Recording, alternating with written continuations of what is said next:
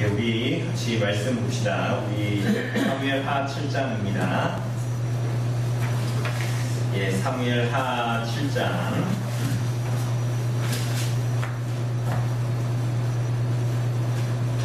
14절에서 17절입니다. 14절에서 17절 말씀. 7장 14절에서 17절 말씀 같이 한번 읽어보도록 하겠습니다. 14절에서 17절입니다. 시작. 나는 그에게 아버지가 되고 그는 내게 아들이 되니 그가 만일 죄를 범하면 내가 사람의 매와 인생의 채찍으로 징계하려니와 내가 내 앞에서 물러나게 한 사울에게서 내 은총을 빼앗은 것처럼 그에게서 빼앗지는 아니하리라. 내 집과 내 나라가 내 앞에서 영원히 고전되고 내 왕과 영원히 경고하리라 하셨다가 나단이 이 모든 말씀과 이 모든 계시대로 다윗에게 말하니라.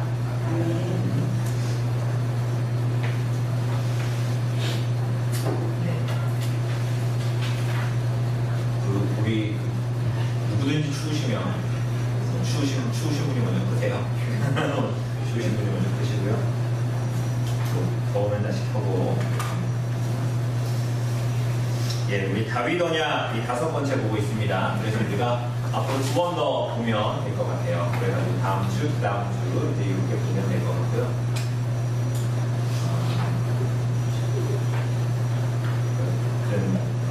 수요일 날 이렇게 사실은 여름에는 교회가 제일 좋아요.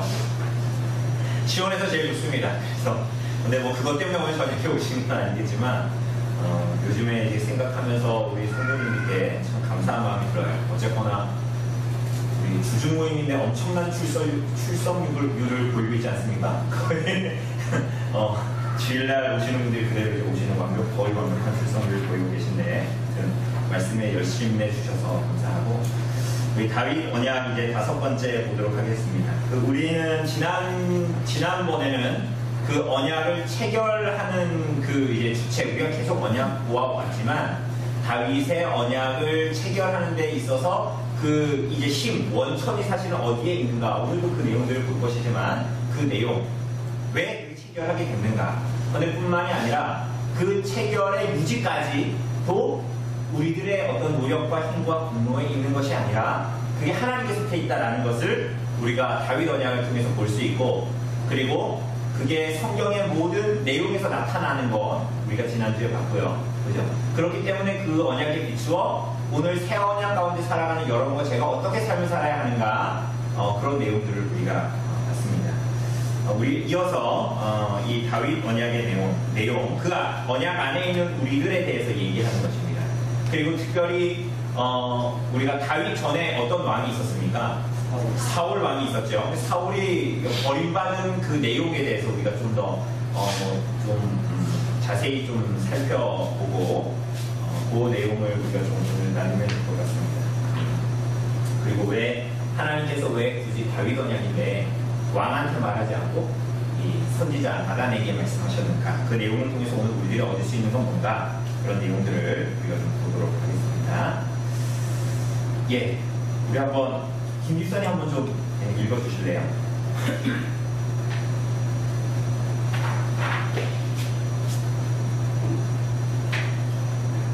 하나님과 언약 관계에 있는 백성들에게 주어진 본질적인 복은 무엇인가? 특별히 15절에서는 내가 내 앞에서 물러나게 한 사울에게서 내 은총을 빼앗은 것처럼 그에게서는 빼앗지 아니하리라 하고 하시는데 은총을 빼앗지 아니하리라는 말은 긍휼히 여기신다는 말씀인데 이것은 무엇을 의미하는 것일까? 하나님은 사울에게 예를 들어서 설명하신다. 사울이 범죄했을 때 하나님은 그를 징계하는 차원에서 멈추지 않으시고 왕위를 빼앗으셨다. 우리가 알다시피 사울에게서 생명이 떠나가고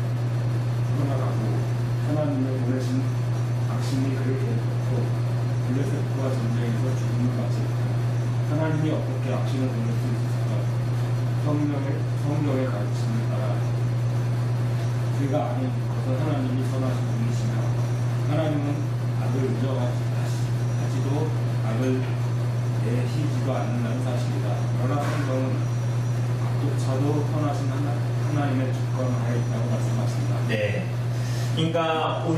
처음에 들어가면서 주제는 뭐냐면요. 그 언약, 우리가 언약의 백성이라고 그랬잖아요. 그죠? 언약의 백성인데, 그래서 여러분과 제가 받는 그 본질적인 복이 무엇이냐는 것입니다. 본질적인 복이. 그래서 15절에 보면, 이제 이 절에 대해서 많이 얘기하는데, 15절에 보면 이렇게 말씀하시죠. 하나님께서. 내가 내 앞에 물러나게 한 사울에게서 내 은총을 빼앗았단 말이죠. 그죠? 그런데, 그렇게 한 것처럼 그에게서 빼앗지는 아니하리라 이렇게 이제 말씀하십니다. 그래서 오늘 읽은 데 본문에 보면 은총을 빼앗기지 아니하리라라는 이 말씀은 긍휼히 여기신다라는 말씀이라는 거예요. 그죠? 그러면서 사울을 예로 들면서 설명할 때에 왕위를 사울에게서 빼앗은 것처럼 빼앗지 않으신다. 그러면서 하는 얘기가 뭐예요? 우리가 사울의 얘기를 사무엘상에서 봤잖아요. 왕위만 빼앗긴 것이 아니라 어떻게 됩니까? 성령이 떠나가고 그 악신이 괴롭히고, 그래서 이제 다윗이 가서 막 수금을 타고 그랬던 거 아닙니까? 그죠? 그래서 블레셋과의 전쟁에서는 마지막에 죽을 수 있다. 죽었다. 이렇게 얘기합니다. 그래서 우리가 좀 이 부분에서 얘기했잖아요. 하나님이 이렇게 어떻게 악한 영을 보내실 수 있는가? 그죠? 마치 그렇게 보면 하나님이 이 악의 조성자 같고, 그죠? 악을 주관하는 분 같고, 막 이렇잖아요. 그죠? 근데 우리가 이제 알 수 있는 것은 오늘 여기 읽은 데 보면 성경의 가르침을 따라 우리가 아는 것은 뭐냐면 하나님은 선하신 분이죠. 그죠? 하나님이 선하신 분이라는 거. 또한 하나님은 악을 인정하지도 악을 내치지도 않는다라는 거. 그죠? 그리고 그래서 그러나 성경은 그 악이 하나님의 손에서 일어날 줄 몰랐던 일이 벌어진 것은 아니고 악조차도 선하신 하나님의 주권 아래에 있다. 그죠? 그 내용들을 이야기하고 있습니다. 이게 신정론적인 내용입니다. 사실은. 그죠? 이 내용과 포함하고 있습니다. 그런데 이 내용에 대해서 좀 더 구체적으로 나옵니다. 계속 읽어주세요. 사울의 경우 사울은 하나님의 명령을 어기는 것, 반역죄를 저질렀다. 사울은 자신의 세속적인 욕심 때문에 살찌는 짐승들을 소정물로 잡아왔고, 이에 하나님은 악한 영을 사관영하셔서 그를 버리셨다. 이게 누구와의 전쟁이었습니까? 사울이 전쟁, 이스라엘이 전쟁했던 것인데 아말렉 족속이었습니다. 그죠? 이게 사무엘상 19장에 나오죠. 네. 성경은 사울이 반역죄를 범한 여호와 벌을 받았다고 하나 사실상 사울은 세속적인 욕심에 이끌릴 때부터 악한 영에 이르게 받았다고 볼 수 있다. 따라서 하나님께로부터 악신이 나왔다는 성경을 배우는 하나님께서 이미 악에게 사로잡힌 사울을 완전히 악에게 내어주셨다는 의미로 풀이될 수 있다. 다시 말해 여러 차례의 경고에도 악의 길로 달려간 사울을 버리셔서 그가 이제 완전히 악의 지배를 받는 이상한 운명의 처하에 들었다는 말씀이다. 네, 그죠?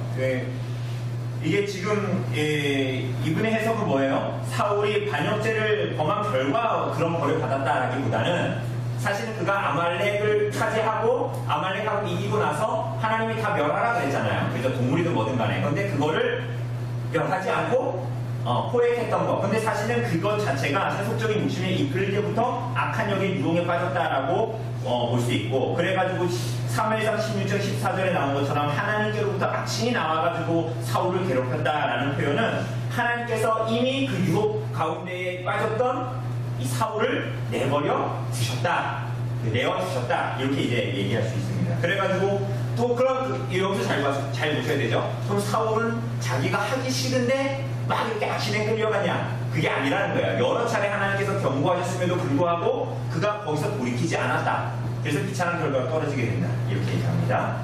읽어주세요. 사울에게서 성령이 떠나셨다는 말도 오해서는 안 된다. 중생한 하나님의 자녀에게 한 번 임한 성령은 결코 다시 떠나시지 않는다. 물론 중생한 하나님의 자녀도 존재할 수 있다. 이 경우 하나님의 자녀들은 깊은 영적인 침체를 경험하고 성령의 강화로부터 멀어지게 된다. 마음의 평화가 사라지고 낭만과 좌절과 혼란의 시기를 맞는다. 다윗은 10편 52편에서 고백하듯이 주 앞에서 살아왔다는 느낌을 가질 수 있다. 그러나 성령이 영감하시는 법은 없다. 오히려 일깨워주시고 강화시키시고 회복케 하신다. 네. 우리 여기서 고민되는 게 이런 거잖아요. 하나님 한 번 왔다가 한 번 성령님이 오셨다가 다시 가질 수 있냐는 거예요. 근데 이게 되게 이제 혼란을 가져오죠. 그러니까 거의 이런 이게 히브리서에도 나타나는 이 말씀의 연에서 특별히 구약에서는 성령님이 마치 오셨다가 가신 것처럼 얘기하니까 한번 구원받은 사람이 구원에서 끊어질 수가 있냐는 거예요. 그러니까 이런 질문이 나오죠. 왜냐하면 사울의 기록을 보면 성령이 임했다는 막 성령이 막 그래서 예언하잖아요. 그죠? 사무엘상 우리가 그때 기억해 보면 기름받은 이후에 막 선지자들 중에서 막 예언하고 막 그러잖아요. 그런데 나중에 보면 성령이 떠나셨다 이러니까 지금 이상한 거예요. 우리에게 갈등이 생겨. 이런 거 보면 나도 그럼 구원받다가 내가 구원이 취소될 수 있나? 성령님이 내 안에 임재하신다고 얘기하는데 성령님이 내 안에 안 계실 수 있나? 다시 떠나실 수 있나? 이런 거야. 그런데 우리 보니까 뭐라 그래요? 중생한 사람은 다시 타락할 수 있대요? 없대요? 자신이 없어요. 없어요. 그죠? 그래서 여기도 보면 시편 51편 하면서 얘기하지만 하나님의 자녀가 범죄할 수 있죠. 근데 범죄하면 어떻게 된대요? 여러분 충분히 신앙생활 가운데 경험하셨을 거예요. 내가 죄를 지었어. 근데 죄를 지으면 어떻게 되면 시편 51편의 말에 따르면 구원의 기쁨이 사라져요. 그러니까 예배 드리는데 그 안에서 지배하여 자유롭지도 않고 그게 기쁘지도 않고 굉장히 의무처럼 여겨지고 힘들어집니다. 그리고 영적인 침체를 경험하고 성령의 감화, 옛날에 말씀들을 막 읽었어. 막 그 말씀을 살고 싶어하는 마음이 막 들었어. 그런데 전혀 그렇지도 않고 막 찬송을 부르며 하나님을 높이는 것 때문에 너무나 감사하고 기뻤어 내 마음이. 근데 거기서 막 떠나게 되죠. 그래서 마음의 평화가 사라져요. 죄 짓고 나면 괜히 죄 지어놓고선 자기가 하나님한테 벌 받지 않을까? 그러면서 마음이 막 불안하면서 막 초조하면서 막 이렇게 살아가죠. 낭만과 좌절과 혼란의 시기를 맞습니다.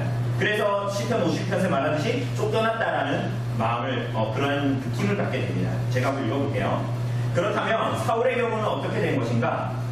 사울이 이 성령이 떠나셨다고 그러는데 이게 지금 무슨 얘기냐? 우리 이제 아니라고 얘기했는데 또 여기서 기라고 얘기하는 것 같으니까.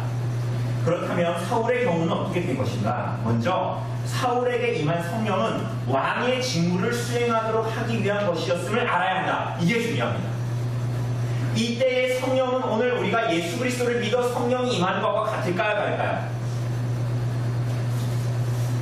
같은 거예요? 다른 거예요? 다른 거라는 거예요. 이거 잘 아셔야 됩니다. 하나님은 구원과는 무관하게 특정한 사람이 특별한 일을 하도록 성령의 은사를 주시는 경우가 있다는 거예요. 구약에 보면. 여러분 그래서 이게 보면 출애굽기 31장이나 35장에 보면 성막 만들 때 있잖아요. 그 안에 들어가고 성막을 만들 때 기술이 필요하잖아요.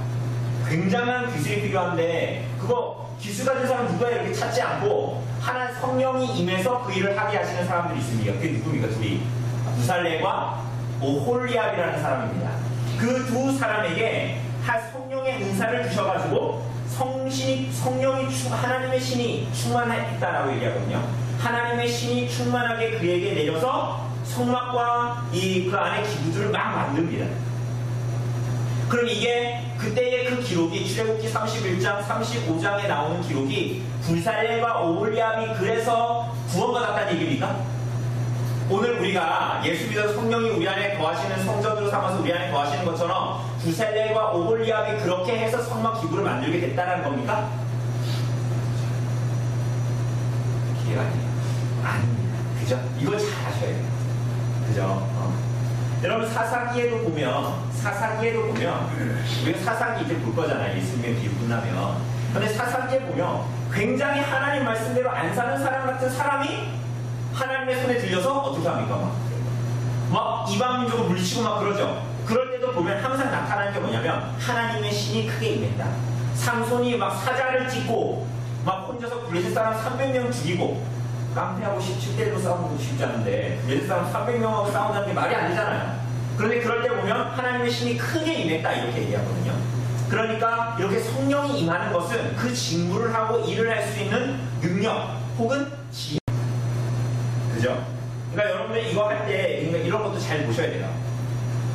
결국은 그런 사사기 같은 데 보면 그럴 자격이 안 되는 사람 같은데 그런 능력을 부어서 그 일을 하게 하셨다라고 얘기하는 것은 그 사사의 어떠함에 따라서 구원받고 안 받고의 그런 게 있는 것이 아닌 거죠.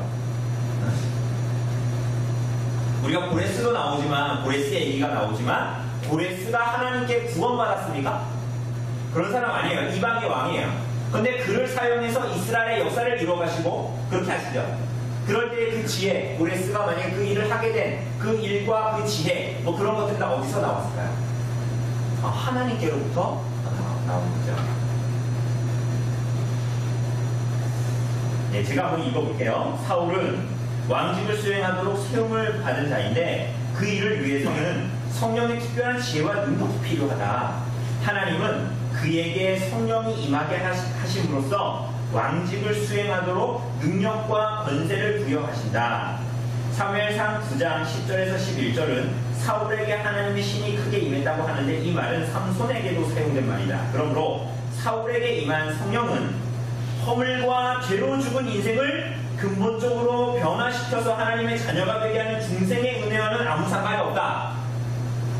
다만 백성의 지도자로서 역할을 감당하도록 은사와 능력을 부여하신 것이다. 그렇기에 성령이 떠났다라는 것은 그가 더 이상 왕직을 수행할 수 없는 상태에 이르렀음을 의미한다. 동시에 그것은 그가 하나님께 버림을 받았다라는 것을.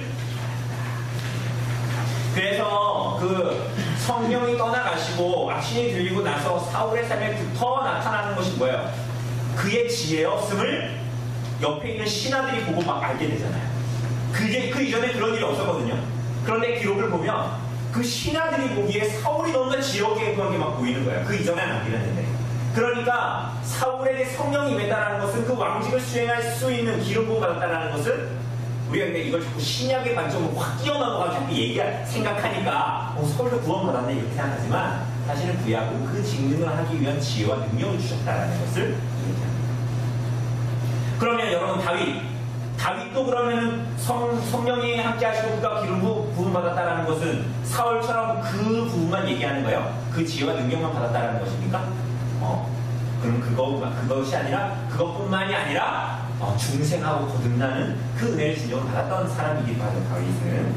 예, 다시 한번 읽어봅시다. 우리 승민이 우리 김일산이 한번 읽어주실래요? 다윗의 경우는 어떤가? 하나님은 사울과 다르게 은총을 빼앗지 않으실 것이라 말씀하신다. 그 이유가 무엇인가? 아무런 이유 없이 하나님은 다윗에게 무조건적 약속을 주신 셈이다. 이렇게 특별히 대하는 이유가 무엇인가? 하나님께서 다윗과 언약을 맺으셨다는 사실 때문이다. 네, 오늘 읽은 본문 아까 15절에 나왔죠. 사울에게서는 은총을 빼앗은 것처럼 그에게서는 빼앗지 아니하리라 이렇게 말씀하시잖아요. 그 얘기하는 겁니다. 네, 그래서 특별히 대하시는 이유가 뭐냐? 언약을 맺으셨기 때문이라는 거예요. 네, 계속 읽어주세요. 그렇다고 해서 다윗과 사울 사이에 실질적으로 아무런 차이가 없다는 것은 아니다. 둘 사이에는 많은 차이점이 있다. 다만 두 사람이 모두 다 큰 죄인이라는 점은 동일하다. 사울이 범한 죄는 크게 두 가지이다. 하나는 선지자 사무엘의 말을 무시하고 자기가 직접 제사를 드린 것이며 하나는 아말렉을 진멸하라는 하나님의 명령을 어긴 것이다. 전자는 블레셋과 대치하는 다급한 상황이었고 후자는 이스라엘의 물질적인 이득을 위한 것이었다. 요거 두 개 기억나시죠? 그죠? 이 사무엘이 뭐라고 했어요? 전쟁하지 말고 내가 와서 제사할 때까지 기다려라고 그랬잖아요. 그죠? 근데 기다리다가 그 블레셋하고 대치하고 있는 상황이었다고 그랬잖아요. 그죠? 그런데 이게 이제 사무엘상 13장에 나오죠. 그리고 뒤에 일은 아까 얘기했던 아말렉 진멸하라는 명령 받았지만 그렇게 하지 않았죠. 이 15장에 나오는 것이었습니다. 이 두 가지 죄라는 거예요. 사무엘 죄는. 그저 극명하게 나타났던 그 죄악은 두 가지였습니다. 네, 계속 읽어주세요. 다윗은 어떤가? 다윗의 대표적인 범죄는 밧세바의 사건인데 이것은 단순히 육체적인 욕망 때문이었고 이 죄를 감추기 위해서 살인까지 했다. 네, 여러분 여기서 잘 보세요. 아까 위에서 사울은 나름 블레셋하고 대치하고 있는 답답한 상황이었죠. 그죠? 그리고 두 번째는 어떻게 보면 이스라엘 백성들의 마음을 얻기 위해서 물질적인 이득을 위해서 다 멸하라고 했지만 남겨놓은 거잖아요. 그죠? 그런데 지금 다윗은 어떻게 해요? 다윗 시대는 막 어떤 위급한 상황이었어요? 막 어떤 그냥 뭐 실질적인 이득을 좀 취해가 좀 나눠주라는 그런 거였어요? 단순히 욕망 때문이었어요. 그것 때문에 뭐까지 했어요? 여자를 취하는 것뿐만이 아니라 그 남편을 살인까지 했죠. 네. 죄의 경중으로 따지자면 다윗의 죄가 더욱 추악하고 잔혹하다. 하지만 여기에는 중요한 차이가 있다. 다윗은 자신의 죄를 통절하게 뉘우치고 회개했다는 점이다. 그것은 시편 51편을 통해서 나타나고 선지자 나단이 다윗의 치부를 드러내자 그가 한 태도에서 나타난다. 그러나 사울은 선지자 사무엘이 찾아갔음에도 변명하게 바빴고 진심으로 회개하는 태도가 전혀 보이지 않는다. 네, 이게 차이예요. 다윗은 그런 엄청나게 잔혹한 죄를 저질렀음에도 불구하고 그가 나단이 가서 말하자 어떻게 했어요? 회개했어요. 그죠? 그런데 사무엘이 찾아가자 사울은 어떻게 했습니까? 돌이키지 않았어요. 그죠? 오히려 자신의 정치적인 위, 뭐 이런 거를 생각하면서 막 끝까지 뭐라 그래요? 이스라엘 백성들 앞에 가가지고 제발 나랑 같이 뭐 하자고요? 제사 드리자고 막 그러잖아요. 그 50조 찢어지잖아요. 그래서 뭐 그런 얘기를 하죠. 네, 계속 읽어주세요. 왜 이런 차이가 나타나는가? 이유는 하나밖에 없는데 다윗이 하나님의 긍휼을 입은 자이기 때문이다. 다시 말해 하나님께서 다윗에게 은총을 거두지 않으셨기에 그의 마음에 통절하게 죄를 뉘우치고 회개하는 마음이 생겨난 것이다. 그의 회개가 하나님의 긍휼을 불러온 것이 아니라 하나님의 긍휼이 그의 마음에 회개를 불러일으키는 진원지였다. 그러므로 누군가 통절하게 죄를 뉘우치고 그 죄로부터 돌아선다면 이는 그가 하나님으로부터 긍휼을 입은 자라 증거가 된다. 반대로 누군가 회개하지 않고 계속 죄 가운데 머문다면 이는 그가 긍휼을 입지 못한 자라는 증거가 되는 것이다. 중요합니다. 이게 우리가 공부하는 하나님께서 은혜를 주셔서 도르트 신조와 아주 기가 막히게 이어지는 내용이죠. 그러니까 그 사람이 회개한 것은 뭐 때문에 회개한 거예요? 하나님이 그에게 은혜를 베푸셨기 때문에 그는 회개할 수 있었고 그래서 그 회개가 받아들여진다는 것입니다. 그래서 마지막에 뭐라 그럽니까? 누군가 통절하게 자신의 죄를 회개하고 돌이킨다면 그가 어떤 사람이라는 거예요? 그 증거는 뭐냐면 하나님께 긍휼을 받은 은혜를 받은 사람의 증거예요. 그런데 이 사람이 회개하지 않게도 죄에 머물러. 그건 무슨 증거예요? 그가 긍휼을 입지 못한 사람. 이거 굉장히 두려운 얘기입니다. 그죠? 그래서 어쨌거나 결국은 하나님의 긍휼을 때문에 이제 구원받는다, 긍휼을 입는다, 안 입는다 이렇게 차이가 나는 겁니다. 그죠? 네. 14절 조금만 더 읽어주세요. 이것을 보여주는 구체적인 진례가 인구조사 사건이다. 3하 24장에서 다윗은 인구조사를 하여 하나님의 진노를 사는 일이 소개된다. 하나님은 단에서 브엘세바에 이르기까지 온 이스라엘에 3일간 전염병을 보내신다.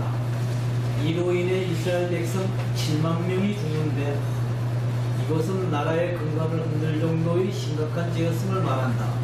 아마도 다윗은 인구조사를 함으로써 하나님께 속한 백성의 생명이 마치 자신의 고난에 속한 것처럼 치부하는 잘못을 범했던 것으로 보인다. 이는 하나님을 무시하는 심각한 반역행위였다. 네, 여러분 이거 우리 수민 형제 회원으로 들어오기 전에 저랑 공부하면서 수민 형제가 질문했던 건데 그때도 우리 사무엘서를 보고 있었기 때문에 나중에 인구조사잖아요, 다윗이.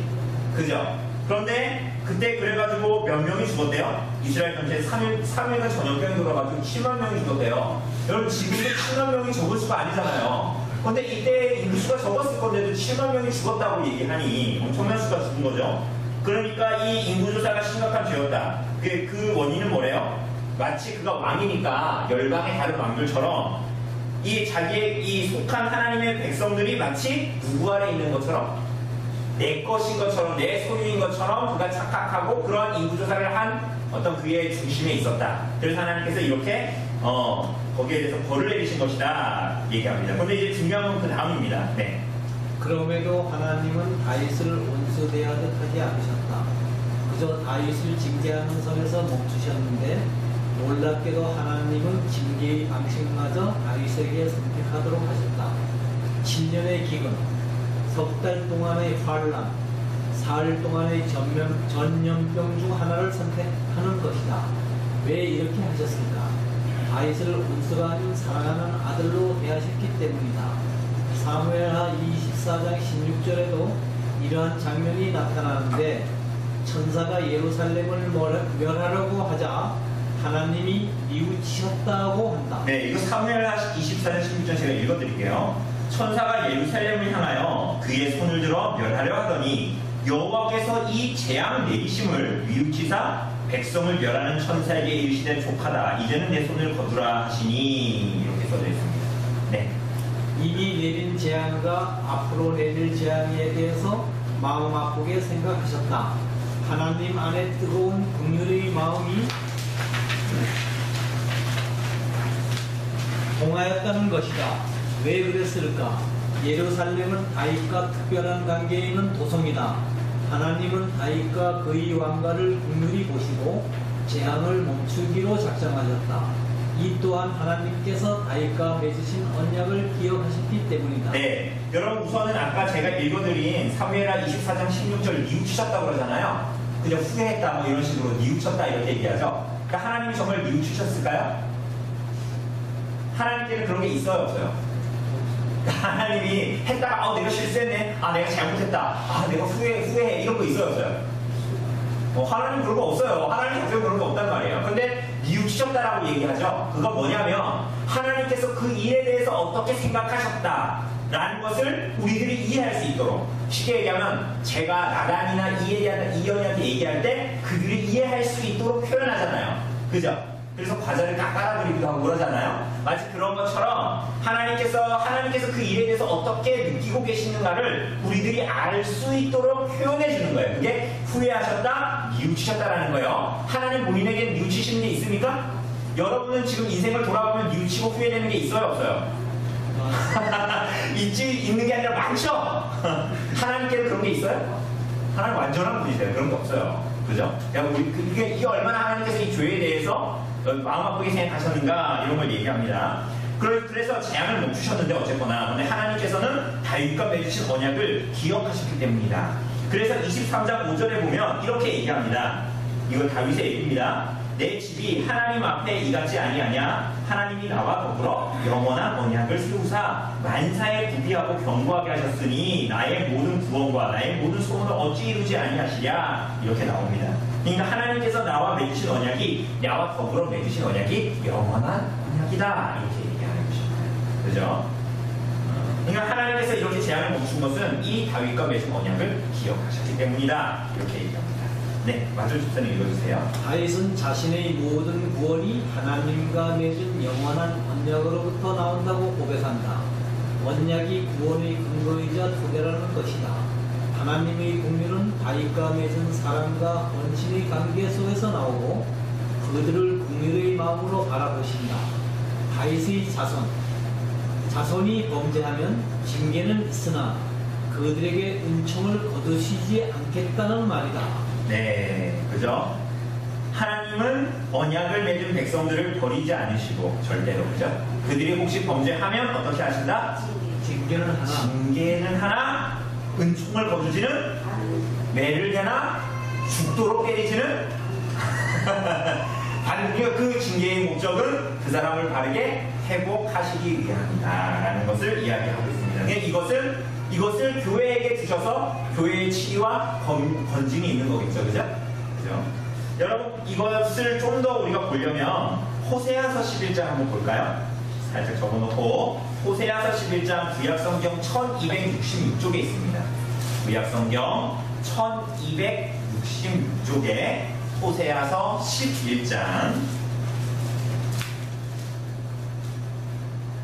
1266쪽 구약성경 호세아서 11장 8절 말씀 한번 같이 읽어보도록 하겠습니다.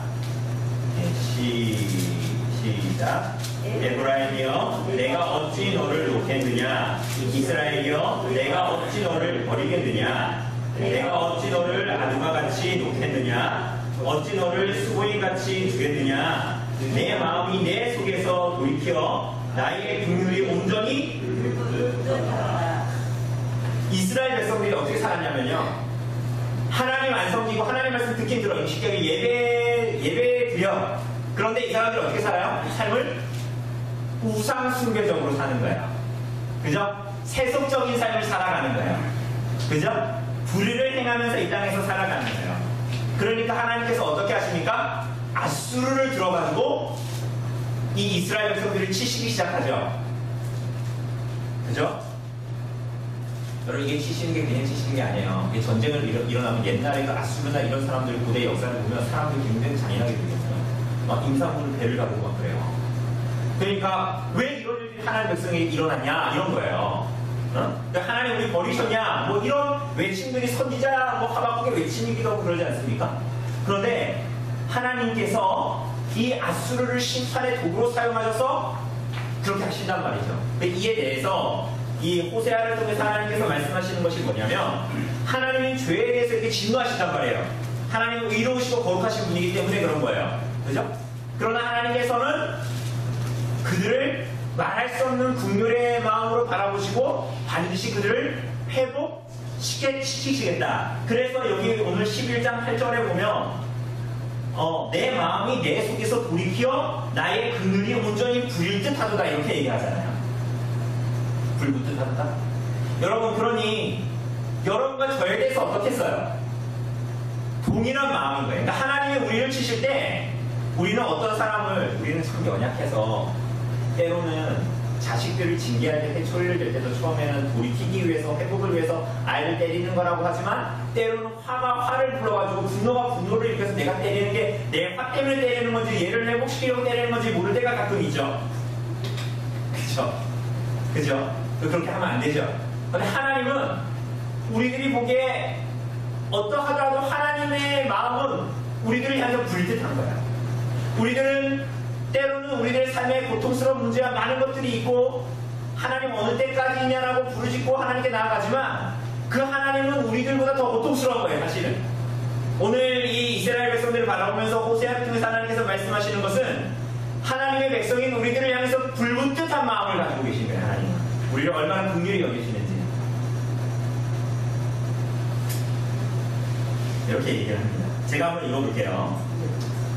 하나님은 다윗에게 그저 긍휼의 마음을 품는 것으로 끝나지 않으신다. 하나님은 선지자 갓을 통해서 다윗에게 한 타작마당을 매입하게 하시고 그곳에다 번제와 화목제를 드리게 했다. 아까 사무엘하 24장 얘기하는 겁니다. 거기에 보면 타작마당, 오난의 타작마당이라고 하죠. 매입해서 그곳에서 번제와 화목제를 드리게 했습니다. 그러자 그 땅에 재앙이 그치고 기도를 하나님께서 들으시는 회복이 일어난다. 번제와 화목제가 왜 필요했을까? 이는 죄범한 자들에게 언약관계가 유지되려면 번제와 화목제가 필요했기 때문이다. 언약은 긍휼의 원천이기는 하지만 긍휼이 죄를 없이하지는 못한다. 왜냐하면 하나님은 의로우시며 거룩하신 분이기 때문이다. 언약 관계가 유지되기 위해서는 죄의 문제를 해결해야 한다. 하나님의 긍휼은 죄인의 마음을 움직여 회개하고 자복하게 하지만 그것으로 충분하지 않다. 회개가 중요하고 필요하지만 그것만으로는 죄를 없이 하지 못한다. 죄의 문제가 완전히 해결되기 위해서는 속죄를 위한 번제가 필요했다. 번제에 대해서는 레위기 입장에서 나옵니다. 속죄함을 받은 자들이 하나님과 더불어 누리는 화평을 나타내는 화목제가 필요했다. 그러므로 다윗이 번제와 화목제를 드린 것은 회개뿐만이 아니라 속죄를 통한 하나님과의 관계 회복이 언약의 유지를 위해 없어서는 안 될 중요한 일이라는 사실을 가르쳐준다. 이렇게 다윗이 자신과 백성의 죄를 속죄하기 위해서 번제와 화목제를 드린 것은 사실 다윗의 후손 예수께서 친히 자신의 몸을 속죄제물과 화목제물로 드릴 것을 예표하는 일이었다.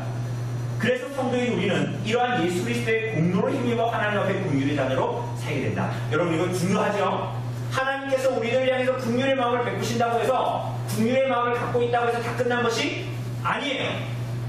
여러분들이 하나님 차라리 잘못했습니다. 네, 그렇게 살지 않을게요 한다고 해서 이전에 지었던 죄가 없어지는 것은 죄책이 없어지는 것은 아니죠. 그럼 이걸 해결해야 돼요. 근데 그죠? 그렇다고 해서 하나님이 다 덮고 넘어갈 수 있어요? 어떤 일로 해? 이게 됩니까? 안 돼요. 하나님은 선하시지만 동시에 거룩하신 분이거든요. 사랑하시지만 동시에 공의로우신 분이거든요.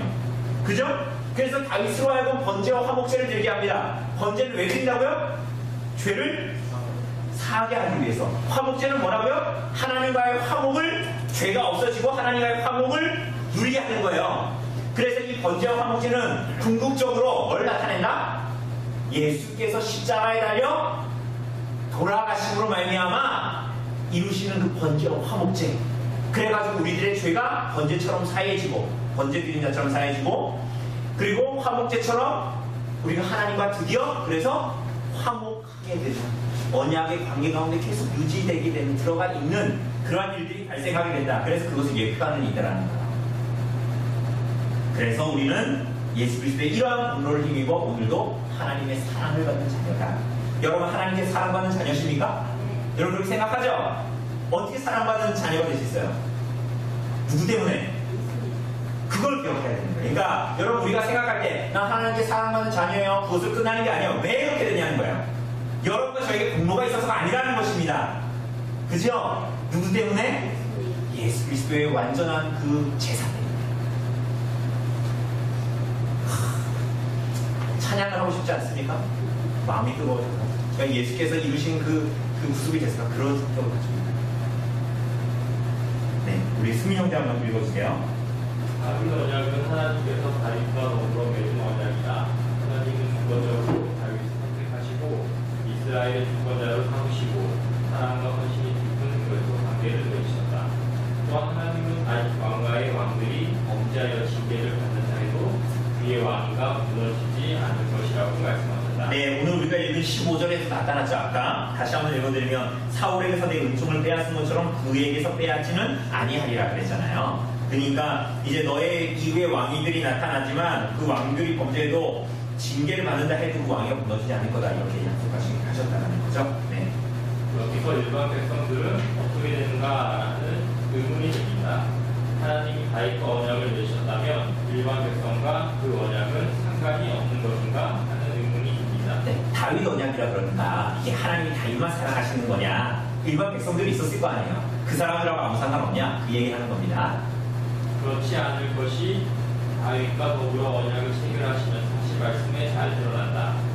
내 백성이란 관계성을 확축하는 말인데 이스라엘 백성은 하나님의 소유된 백성이라는 것이다. 네, 그 7장에 보면 우리가 읽지 않았지만 사실은 이전에 읽었지만 7절, 오늘 우리가 읽은 그 사무엘 하 7장에 보면 7절, 8절, 10절, 11절에 반복해서 나타나는 게 내 백성이라는 말입니다.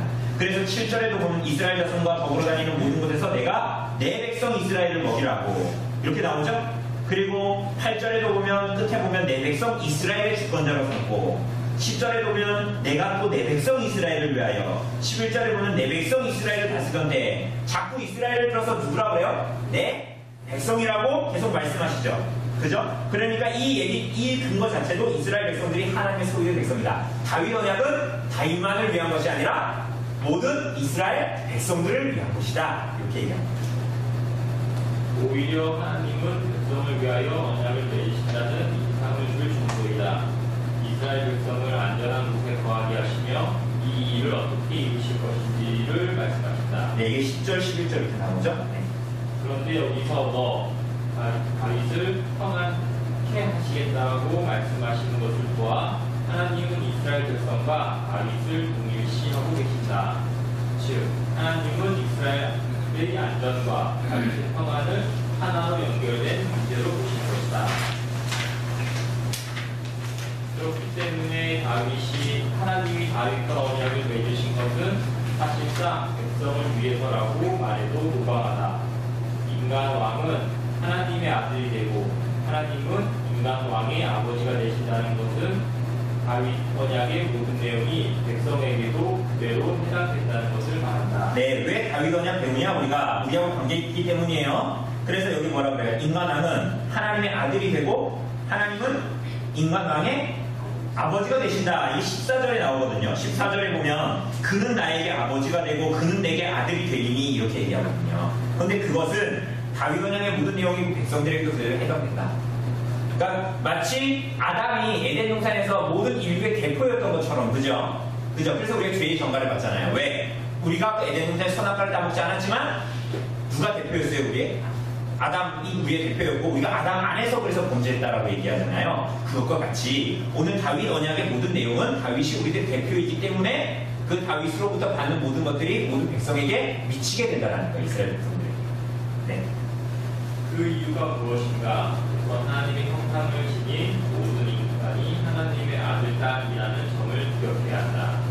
창세기 5장 1절의 구절을 보면 인간이 하나님의 형상을 가졌다는 것 때문에 하나님의 아들로 불릴 수 있음을 알려준다. 1절에서는 사람을 하나님의 모양대로 지으셨다고 하는데 3절에서는 아담이 자기 모양과 같은 아들을 낳았다고 한다. 네, 우리 잠깐 찾아보죠. 창세기 5장 1절에서 3절. 우리가 성경을 자꾸 찾아봐야 되니까. 창세기, 성경 맨 앞에 있는 창세기 5장 1절에서 3절입니다.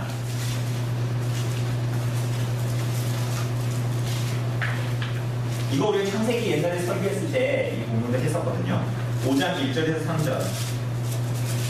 5장 1절에서 3절 같이 읽겠습니다. 시작. 이것은 아담의 계보를 적은 증인이라. 하나님이 사람을 창조하실 때에 하나님의 모양대로 지으시되 남자와 여자를 창조하셨고 그들이 창조되던 날에 하나님이 그들에게 복을 주시고 그들의 이름을 사람이라 일컬으셨더라. 아담은 130세에 자기의 모양 곧 자기의 형상과 같은 아들을 낳아 이름을 셋이라 하였고 이렇게 얘기합니다. 그러니까 아까 읽은 대로 1절에서는 사람을 하나님의 모양대로 만드셨다. 하나님의 형상대로 만드셨다. 3절에서는 아담이 자기 모양과 같은 아들을 낳았다. 그가 셋이다. 이렇게 얘기하죠. 네, 계속 읽어주세요.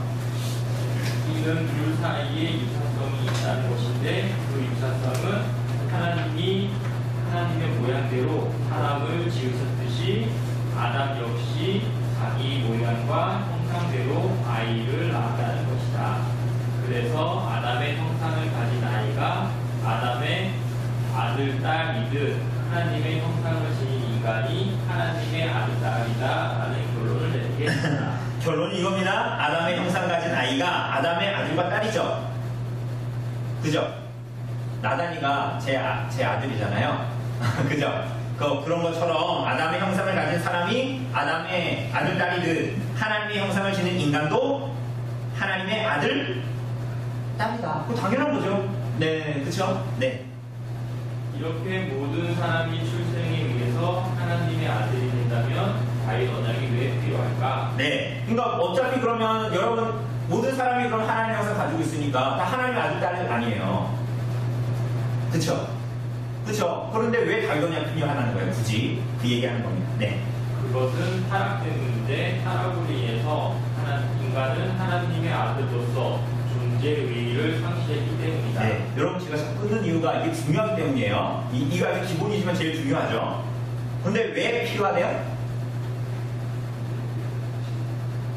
그러니까 그 한마디로 얘기하면 그게 뭐 때문이에요? 타락 때문이잖아요. 타락 때문에 다윗 언약이 필요했다라는 거예요. 그죠? 네.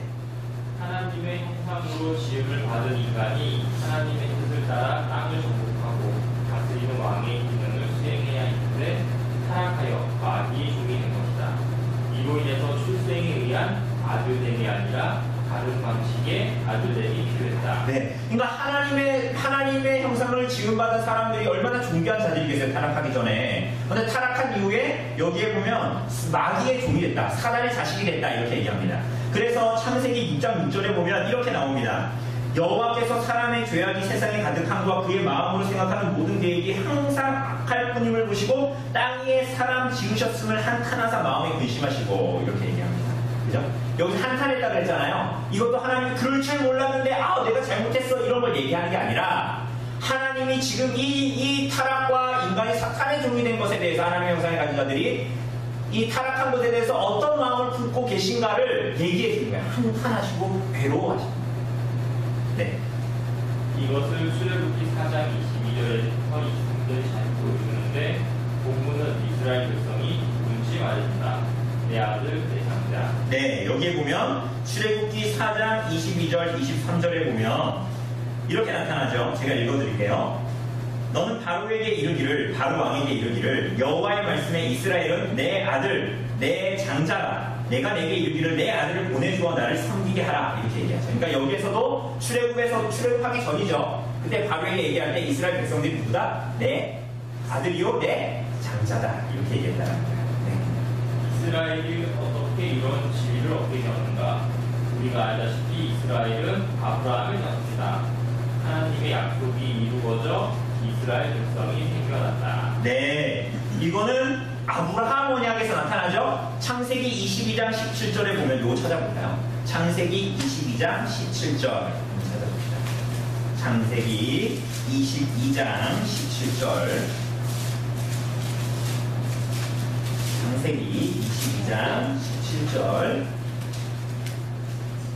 네, 17절 같이 읽겠습니다. 시작. 내가 내게 큰 복을 주고 내 씨가 크게 번성하여 하늘의 별과 같고 바닷가의 모래와 같게 하리니 내 씨가 그 대적의 성문을 차지하리라. 이렇게 얘기하죠. 그러니 다윗의 언약에서 하나님의 백성이 짠 하고 나타난 게 아니라 그게 사실은 어디부터 시작된 거예요? 이미 하나님께서 아브라함에게 언약을 줄 때부터 계속 반복되었던 약속, 나타났던 약속들이 나타나게 된 거예요. 그죠? 그게 출애굽기에서 아까 출애굽기 4장에서 바로에게 말할 때 내 아들, 내 장자라는 말로 나타났고 다윗에게도 다윗 언약에서도 그렇게 나타난 거예요. 이스라엘 백성들이 하나님의 아들이다 이렇게. 네. 그래서 이스라엘 백성은 약속된 백성 또는 약속의 백성이라 할 수 있다. 그들은 세상과 같이 혈과 육에 의해 생겨난 자들이 아니라 하나님의 뜻에 의해 하나님께로부터 난 자들이다. 이는 그들은 보통 생명법에 의해서 태어나지 않았다는 말이 아니라 하나님의 약속으로 말미암아 하나님의 특별한 간섭으로 인해 생겨났다는 것이다. 아주 중요합니다. 이스라엘 백성들은 어떻게 나타난 사람들이에요? 하나님의 뭐 때문에? 약속 때문에 구원받고 나타나게 된 사람들이다. 이렇게 얘기합니다. 그죠? 그것을 잘 나타내주는 사건이 뭐예요? 아브라함이 누구를 낳았어요?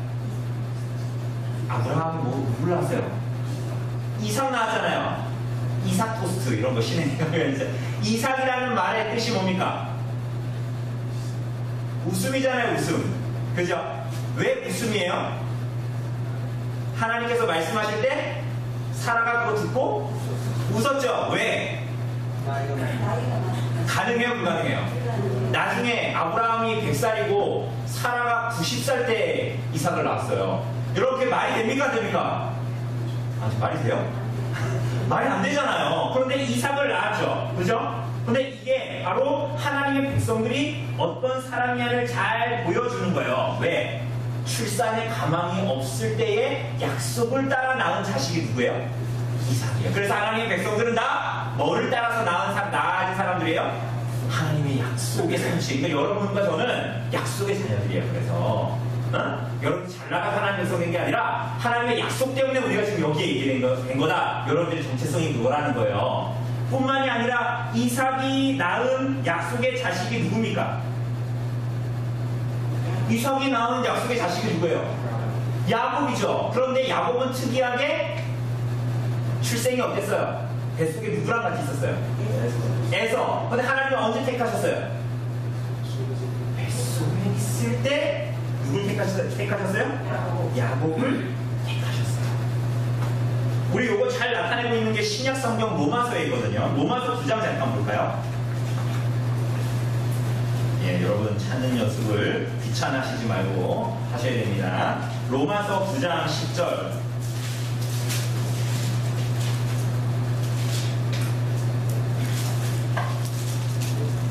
로마서 9장 10절.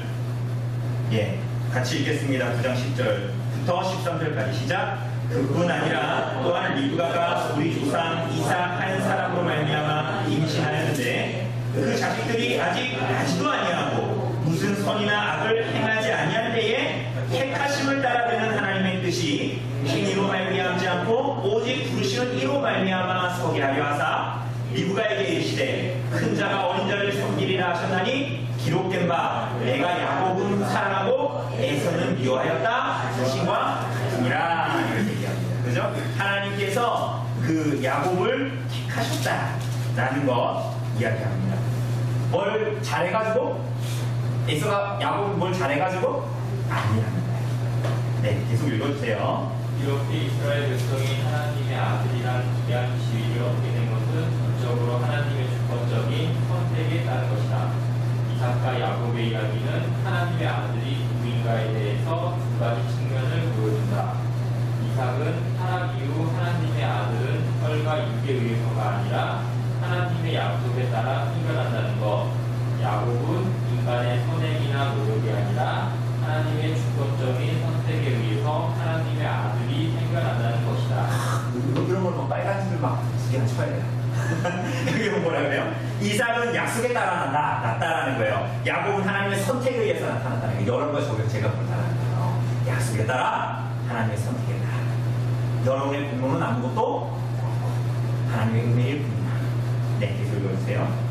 이제 이스라엘 백성은 처음 아담에게 주어졌던 신분과 역할을 계승하여 모든 일에서 하나님의 뜻을 받들어 그분의 대리 통치자 역할을 해야 하는 하나님의 아들입니다. 네, 그죠? 이제 아담이 실패했던 그 신분과 역할을 계승하여 이제 나타난 자들이 이스라엘 백성들이다. 하나님의 선택과 하나님의 주권과 은혜에 따라서 구원받은 사람들이 그들도 하나님의 아들들이다. 제가 한번 좀 읽어볼게요.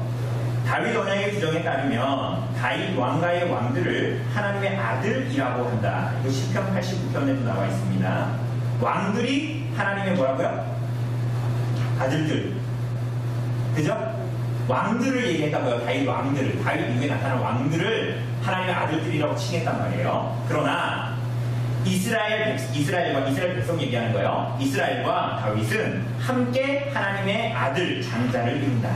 다윗이 하나님의 아들 장자인 이스라엘을 대표하는 것이다 라고 얘기합니다. 그 다윗은 대표도 아니다? 이스라엘 백성들의 대표되니까 다윗에게 언약하는 것은 누가 언약하는 거다? 이스라엘 백성들하고 하나님이 언약하는 거다 이렇게 얘기하는 거예요. 이게 맞을까요? 어떻게 알아요? 조 목사가 얘기하니까 그렇게 압니까? 그게 성경에 나타나요. 우리 신명기 잠깐 볼까요? 신명기 17장. 구약성경 신명기 17장. 제가 가진 성경 288쪽입니다. 구약성경 288쪽. 신명기 17장 17절부터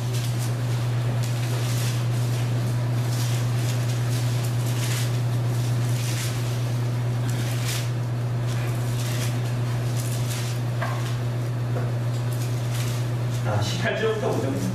신명기 17장 18절부터 20절까지 한번 읽어봅시다. 시작. 그가 왕위에 오르거든 이 율법서의 등사본을 레위 사람 제사장 앞에서 책에 기록하여 평생에 자기 옆에 두고 읽어 그의 하나님 여호와 경외하기를 배우며 이 율법의 모든 말과 이 규례를 지켜 행할 것이라. 그리하면 그의 마음이 그의 형제 위에 교만하지 아니하고 이 명령에서 떠나 좌로나 우로나 치우치지 아니하리니 이스라엘 중에서 그와 그의 자손이 왕위에 있는 날이 장구하리라. 이게 이미 신명기에서부터 왕이 나타날 거다라는 것을 말씀하신 것입니다. 그죠? 그래서 왕은 평생에 옆에다 뭐 두라고요? 율법책. 왜? 뭐에 따라서 이스라엘 백성을 다스려야 되기 때문에? 율법책 하나님 말씀에 따라서 다스려야 되기 때문에. 그런데 여기에 보면 특별히 뭐라 그래? 20절에 보니까 그리하면 그의 마음이 그의 형제. 그러니까 이건 무슨 얘기예요? 왕도 이스라엘 백성들 중에 그저 한 사람이라는 거예요. 이해되십니까? 그 왕은 하늘에서 떨어진 자가 아니죠. 그러니까 이 왕은 이스라엘 백성들의 대표자예요. 그래서 왕과 언약을 맺었다라는 것은 이스라엘 백성들과 언약을 맺었다라는 것이요. 그래서 이스라엘 백성 다윗과 언약을 맺어가지고 하나님이 다윗에게 복을 주신다라는 것은 궁극적으로 누구에게 복을 주신다라는 거예요? 이스라엘 백성들에게 복을 준다. 그러니까 이게 신명기에서도 나타나는 거예요. 다. 너희가 왕을 세울 거다. 그런데 왕은 너희 형제들 중에 하나다. 그래서 그와 언약을 맺는데 그가 받는 복은 모든 이스라엘이 받는 복이 될 것이다. 그럼 반대로 얘기한 거예요. 왕이 언약을 깨뜨리면 그 모든 저주를 이스라엘 백성들이 같이 받는 거예요. 그래서 7만 명이 죽는 거예요. 인구도 사면. 그러니까 철저히 하나님의 말씀에 의해서 나타나고 있는 것입니다. 그죠? 네. 그래서 제가 읽어볼게요. 이런 사실들을 종합해보면 다윗 언약의 수혜자가 누구인지 분명해진다. 왕과 함께 백성들이 다 같이 하나님의 친밀한 사랑과 헌신의 결속 관계를 갖는다는 것이다. 왕에게 해당되는 모든 언약의 복이 백성에게도 그대로 해당된다는 말이다. 여기서 백성은 표면적 이스라엘 백성이 아니라 이면적 이스라엘 백성이다. 이거 이해되시죠? 혈과 육으로 그냥 이스라엘 그냥 아브라함이 낳은 유대인이라서 난 사람이 아니라 그게 사실은 그 진정한 모든 언약의 복은 이면적 이스라엘 백성들, 거듭난 이스라엘 백성들, 심령으로 거듭난 사람들. 그러니까 여러분 쉽게 얘기하면 오늘날 얘기하면 교회 회원으로 되어져서 들락달락한 사람이 아니라 그 사람이 진정으로 그가 심령으로 거듭난 중생한 사람이 이러한 복을 얻게 된다 이렇게 얘기하는 것입니다. 옛 이스라엘 백성들이 약속과 선택의 원리에 의해서 하나님의 아들이 되었듯 우리들도 마찬가지 원리에 의해서 하나님의 아들이 된다. 또한 옛 이스라엘 백성에겐 다윗이 하나님의 아들로서 그들의 대표자가 되었지만 우리들은 예수님께서 하나님의 아들로서 우리들의 대표자가 되시다라는 거예요. 그죠? 구약 이스라엘 백성들에게 대표자가 누구였어요? 한번 얘기했잖아요. 구약의 이스라엘 백성들에게 대표자가 누구예요? 다윗, 왕인 다윗이죠. 오늘 여러분과 저에겐 대표자가 누굽니까? 예수님이야. 즉, 예수님은 구약시대의 다윗의 역할을 이어받으신다는 것이요. 예수님은 다윗의 역할을 성취하신다. 그런데 훨씬 더 어때요? 완벽하게 성취하시는 분이 예수님이시죠. 그러니까 여러분과 저는 훨씬 더 그 언약의 성취의 이 궁극의 환한 밑에서 있는 거예요, 지금. 대표가 비리비리하지 않다는 거예요. 그러니까 확실한 거, 확실한 거. 그러기에 신약의 성도들은 하나님의 참된 아들이신 예수님을 머리로 하는 하나님의 아들들이 되는 것이고 예수님과 함께 예수님 안에서 언약의 모든 혜택들을 받아들이는 언약의 수혜자가 된다. 이렇게 얘기하는 것입니다. 네. 한번 이어서 마지막 한번 읽어볼까요? 이게 이제 거의 이제 마지막 장 이제 부분인데 우리 궁집사님 한번 읽어주세요. 하나님께서 이렇게 다윗과 언약을 맺으셨음에도 불구하고 하나님은 다윗에게 직접 말씀하시지 않고 선지자 나단을 통해 말씀하신다. 하나님은 왜 이렇게 하셨을까? 네, 우리 이거 우리가 처음에 읽었죠. 이렇게 짓는다니까 그렇게 행하소서 했는데 여호와께서 밤에 나단에게 나타나셔가지고 이렇게 말씀하시는 거 그런 내용들입니다. 그런데 그거 다 다윗에게 나타나신 것이 아니라 누구에게? 선지자 나단에게 나타나셨죠? 네. 여기서 문제가 되는 것은 왕과 선지자의 관계이다. 선지자는 구약 이스라엘에게 왕적인 특성이 어떤 것인지를 규정짓는 존재로 보아도 무방하다. 모세는 선지자의 원류라 할 수 있는데 모세가 한 일 중 가장 두드러진 것은 그가 하나님께로부터 율법을 받아 그것을 백성들에게 가르친 것이다. 구약 선지자들의 활동을 보면 모두 모세의 모범을 따르고 있음을 알게 된다. 말씀에 의한 우상 숭배를 지탄하고 말씀에 의해 드러나는 사회 정의의 문제, 이스라엘 백성들의 모든 불의를 질타했다. 따라서 구약 선지자들은 하나님으로부터 직접 계시를 받고 그 계시를 일반 사람에게 선포하는 일을 했다. 네, 여기 핵심은 선지자의 원류는 누구라고요? 원조는 누구야? 모세입니다. 모세가 한 일은 율법을 이스라엘 백성들에게 가르친 것입니다. 그래서 구약의 선지자들은 다 뭐 했어요? 하나님의 말씀에 의해서 우리의 우상숭배에 질타하고 그렇게 했던 겁니다. 그죠? 모세가 십계명 받고 내려와서 한 일이 뭡니까? 가장 먼저 한 일이 십계명 던져버린 일이었잖아요. 뭐 때문에? 내려오니까 뭐 하고 있었어요? 우상숭배하고 있었잖아요. 그러니까 그가 선지자들이 그래서 그랬던 거예요. 모세가 선지자의 원조예요. 그래서 모세의 모든 모범을 사실은 모든 선지자들은 따르고 있는 거예요. 그러니까 이스라엘 백성들이 싫어했죠. 그래서 나중에 이사야는 막 토백해서 죽이기도 하고 막 그러잖아요. 네.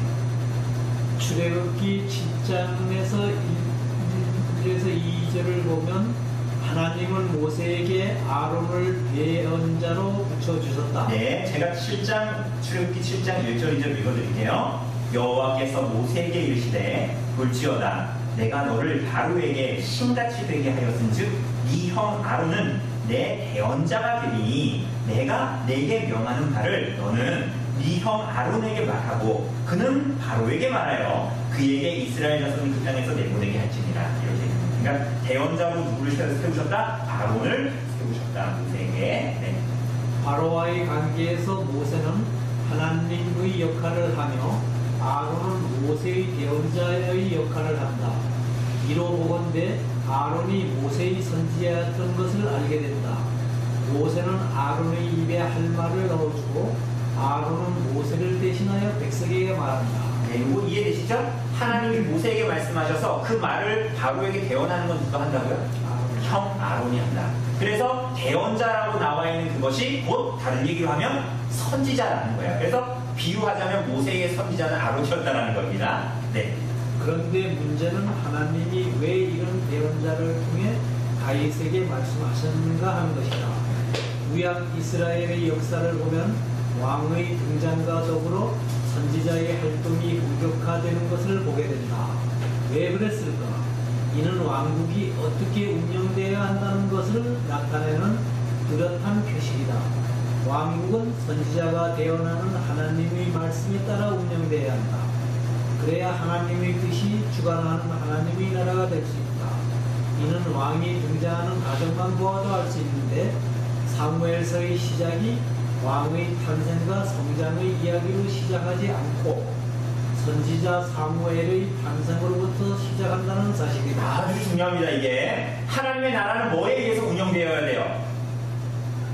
하나님의 말씀입니다. 여러분, 그런데 그 왕이 누구신가? 라는 주제가 사무엘서의 주제란 말이죠, 전체적으로. 그러면 누가 먼저 나타나야 됩니까? 우리들의 생각으로는 왕이 먼저 등장하고 왕이 태어나고 이런 얘기 해야 되잖아요. 막 아래에서 태어나고 박경고대처럼. 그런데 그렇게 나타나는 게 아니라 먼저 나타나는 게 누구의 탄생이었습니까? 사무엘 한나 얘기하잖아요. 엘가나 집안의 이야기. 그죠? 그런데 그게 왕의 탄생이 아니라 누구의 탄생이었어요? 선지자의 탄생이었잖아요. 그래서 하나님의 나라는 뭐에 의해서 나타나고 운영되어져야 되는가를 그걸로 보여주는 거예요. 사무엘서는 처음부터 왕의 탄생이 아니라 사무엘의 탄생. 네. 이는 하나님의 대언자로서 선지자의 역할이 갖는 중요성을 말하는데 교회와 성도들의 삶이 말씀 위에 세워져야 한다는 것을 말한다. 네, 이것은 하나님의 대언자로서 선지자 역할이 중요한데 이는 구약의 교회건 오늘 우리들이 있는 신약의 교회건 간에 여러분의 교회와 성도들의 삶이 그리고 구약의 이스라엘 백성들과 이스라엘 구약의 교회의 삶이 어디에 세워져야 한다? 정말 그렇게 믿으세요? 그렇게 믿으셔야 돼요. 에베소서 2장 20절에 보면 이렇게 얘기합니다. 너희는 사도들과 선지자들의 터 위에 세우심을 입은 자. 누구와 누구야? 사도들과 선지자들의 터 위에 세우심을 입었다. 뭐가? 교회가. 이렇게 얘기하는 것입니다. 그죠? 네. 우리 김일사님 한번 읽어주실래요? 그렇다면 왕이 세워지는 가운데 선지자의 역할은 무엇인가?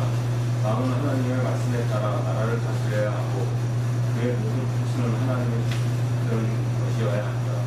그렇기 때문에 왕에게 있어 무엇보다 중요한 것은 선지자와 그런 관계를 맺는 것이고 선지자가 전하는 하나님의 말씀에 우리가 순종하는 우리이다. 우리는 사무엘에 대해서 사울 왕이 실패한 것을 보자. 왜 실패했을까? 사무엘이 전하는 하나님의 말씀에 순종하지 않았기 때문이다. 다윗은 선지자와 좋은 관계를 유지했다. 다윗도 사울 못지않게 크고 작은 잘못을 범했으나 한 번도 선지자와 대립하지 않았다. 하나님의 말씀에 근거하여 잘못을 책망하면 다윗은 언제나 그 말씀 앞에 무릎을 꿇었다. 권력으로 선지자의 입을 막거나 그의 말을 무시하려 하지 않았다. 서궁정 건축이 종교적으로나 정치적으로나 왕에게 중요한 의미를 가졌음에도 선지자가 안 된다고 하자 그는 두말 없이 말씀에 따랐다. 다윗은 왕이 하나님의 뜻에 순종하여 통치해야 한다는 하나님의 나라의 통치 원리를 구약의 맥락에서 가장 이상적으로 구현한 말이다. 네, 그러니까 왕은 누구 얘기 잘 들어야 돼요? 선지자 얘기 잘 들어야 돼요. 그래가지고 왜냐하면 그것이 하나님의 뜻을 받드는 거잖아요. 그죠? 그 사울 왕은 왜 실패했대요? 말은 안 그죠? 말을 안 들어서 하나님 말씀을 순종하지? 말을 안 듣는 게 맞아요. 그러니까 말씀을 순종하지 않은 거예요. 그리고 다윗은 선지자하고도 좋은 관계를 왜 어떻게 선지자하고 좋은 관계 유지할 수 있어요?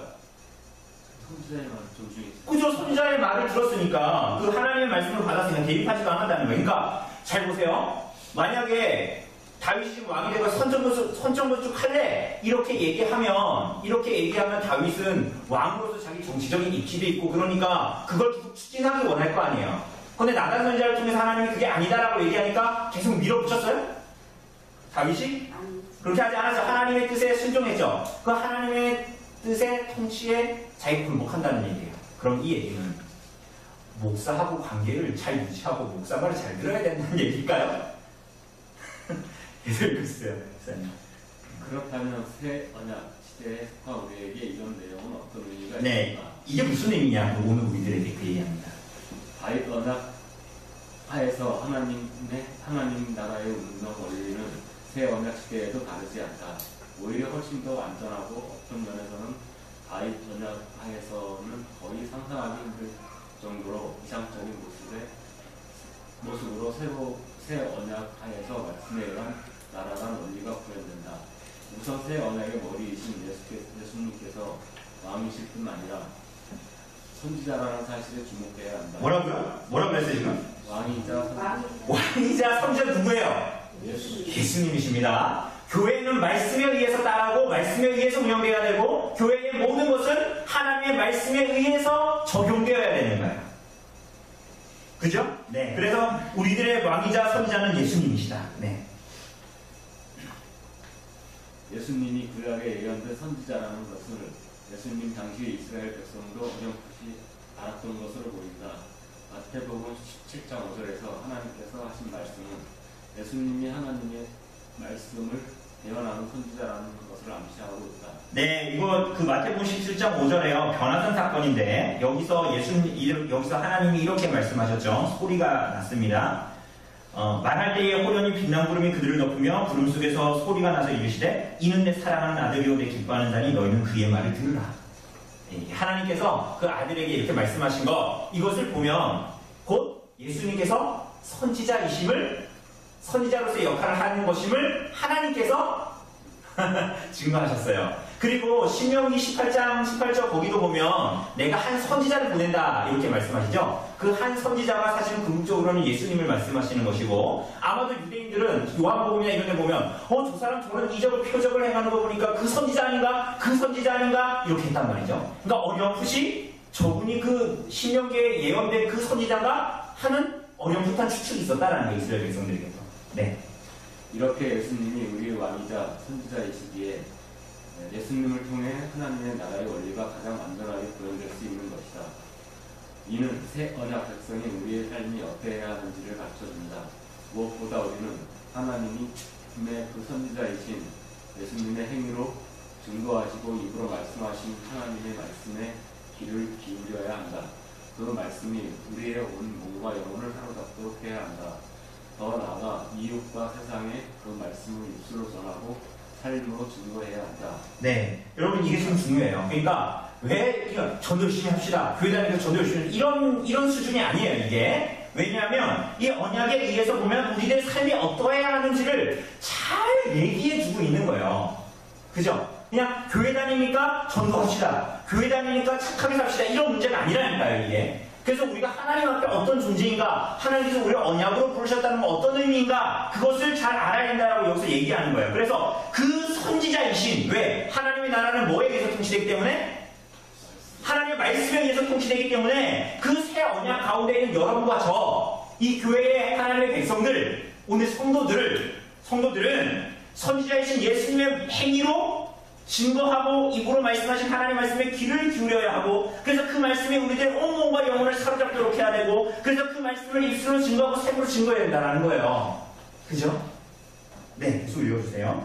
요엘서 2장 28절 29절에 나타나는 장래일을 말하고 꿈을 꾸고 이상을 보는 것은 모두 구약 이스라엘에서 선지자가 했던 일들이다. 네, 여기 뭐라고 써져 있냐면요. 이렇게 써져 있어요. 그 후에 내가 내 영을, 하나님께서 말씀하시는 것이죠. 내가 내 영을 만민에게 부어주리니 너희 자녀들이 장래일을 말하며 너희 늙은이는 꿈을 꾸며 너희 젊은이는 한 이상을 볼 것이요. 그때 내가 또 내 영을 남종과 여종에게 부어주리니. 여러분 구약에 보면 선지자들이 막 하면은 장래일을 예언하죠. 그죠?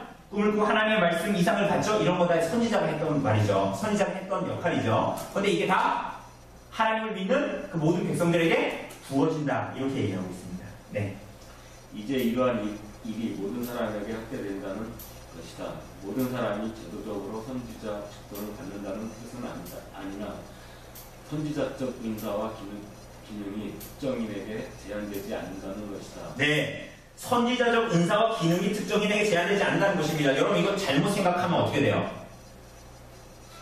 만인제사장. 너가 목사냐? 이렇게 되는 거예요. 그거 말하는 거 기다 아니다? 기회 아니에요. 아니에요. 여러분 이런 유의 가르침을 하는 교회가 지금도 있어요. 응? 지금도 이런 유의 교회. 근데 이런 교회는 혼란스러워요. 이거 성경을 잘 이해하는 것 같지만 거의 율법주의에 속하는 식으로 교회를 운영합니다. 네, 계속 읽어주세요. 이 예언은 언제 이루어졌는가? 오순절 성령 강림과 함께 이 예언이 성취되었는데 예수를 구주로 믿어 교회의 이원이 된 성도들은 누구나 성령을 받는 것이 된다. 이렇게 모든 성도들에게 선지자적 은사가 주어진 것이다. 모든 성도들이 참 선지자이신 예수님께 연합되어 선지자적 은사를 나누어 받고 선지자적 기능을 수행하는 놀라운 사람들이 되었다.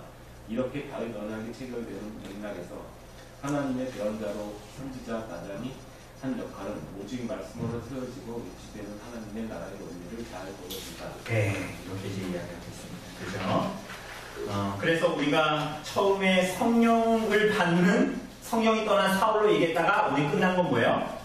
성령을 받아 선지자적 은사와 기능을 가진 교회를 이루는 것. 여러분 이걸 잘못 이해하면 자꾸만 성도들이 무당처럼 행세해요. 응? 이 선지자적 은사와 기능이 뭔지를 모르고 그래서 교회를 이루는 게 뭔지를 모르면 자꾸만 어디 기도원 갔다 와가지고 마치 자기가 무당된 것처럼 자꾸만 그렇게 이제 혼란을 일으키는 거예요. 자꾸만. 근데 그게 아니다라는 거예요. 선지자적 기능은 이 예언한다라는 것은 구약에 보면 물론 이 사람은 꿈을 보고 환상을 보고 그런 것들을 하나님의 말씀으로 받고 하지만 이 신약의 의미에서의 예언은 뭡니까? 하나님의 말씀을 전하고 증언하고 대언하는 것이 예언입니다. 그죠? 우리가 실제로 예수님이 다시 오실 것을 증언하죠? 그것은 예언적인 역할을 하는 거예요. 근데 그거 여러분들이 꿈꾸고 이상을 봐가지고 그거 얘기하는 거예요? 그럼 어디에 의해서? 하나님의 말씀에 의해서. 그래서 교회와 하나님의 나라는 절대 주권적인 하나님의 말씀에 의해서 다스려지는 거야. 여러분의 삶의 구석구석의 모든 일들을 어떻게 판단하고 어떻게 결정해야 하는가도 어디에 의해야 돼요? 하나님의 말씀에 의해야 되는 거예요. 그래서 그죠? 이게 지금 하늘에 떠다니는 지금 그런 얘기하고 있는 게 아니라고요. 그래서 시편에서 말하는 것처럼 악인들은 하나님 없다는 거예요. 그리고 하나님 말씀대로 살아가는 사람들은 너 지금 어디서 살아가냐? 이렇게 얘기하는 거예요. 교회 나가서 있다는 얘기에 이렇게 하는 거예요. 어? 너 우리들이 어떻게 살아가야 하는가? 원리를 모두 다 성경에서 말해주겠다라는 거예요. 다만 우리가 그게 하기 싫은 거죠. 그죠?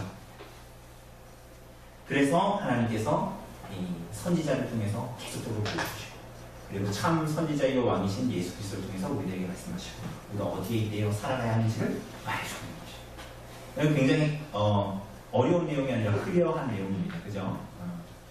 이렇게 이제 우리가 언약에 대해서 봤습니다. 다음 주에는 이 언약이 어떻게 성취되는가, 다윗 언약이 어떻게 성취될 것인가 그 내용에 대해서 우리가 좀 보도록 하겠습니다. 혹시 질문 있으신가요?